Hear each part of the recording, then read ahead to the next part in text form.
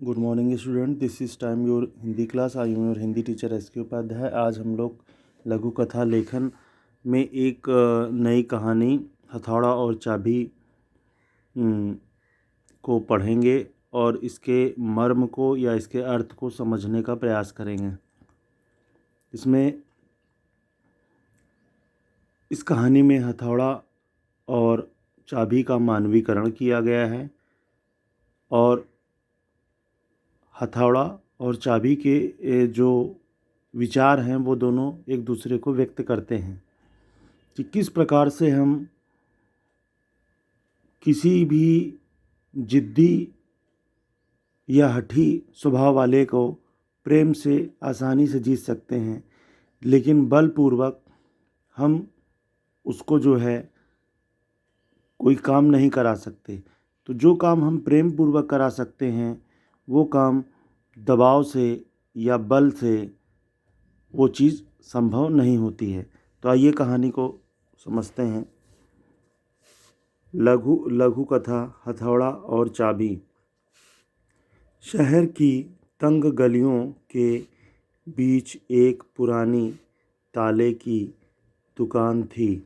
लोग वहाँ से ताले चाबी खरीदने और कभी कभी चाबी खोने पर डुप्लीकेट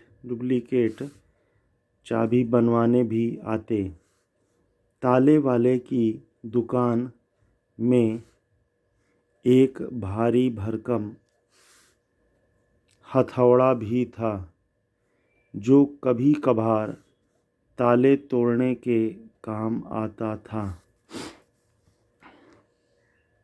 हथौड़ा अक्सर सोचा करता कि आखिर इस छोटी छोटी चाबियों में कौन सी खूबी है जो इतने मजबूत तालों को भी चुटकियों में खोल देती हैं, जबकि मुझे इसके लिए कितने प्रहार करने पड़ते हैं।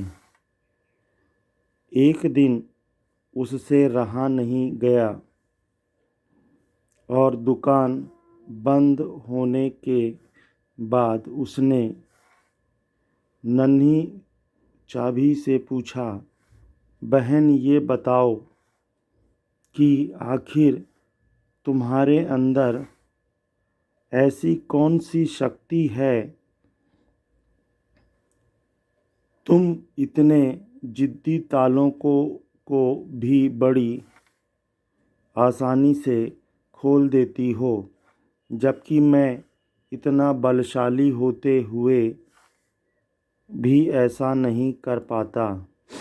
चाबी मुस्कुराई और बोली, दरअसल तुम तालों को खोलने के लिए बल का प्रयोग करते हो, उनके ऊपर प्रहार करते हो और ऐसा करने से ताला खुलता नहीं, टूट जाता है, जबकि मैं ताले को बिल्कुल चोट नहीं पहुंचाती, बल्कि मैं तो उसके मन में उतरकर उसके हृदय को स्पर्श करती हूँ और उसके दिल में अपनी जगह बनाती हूँ।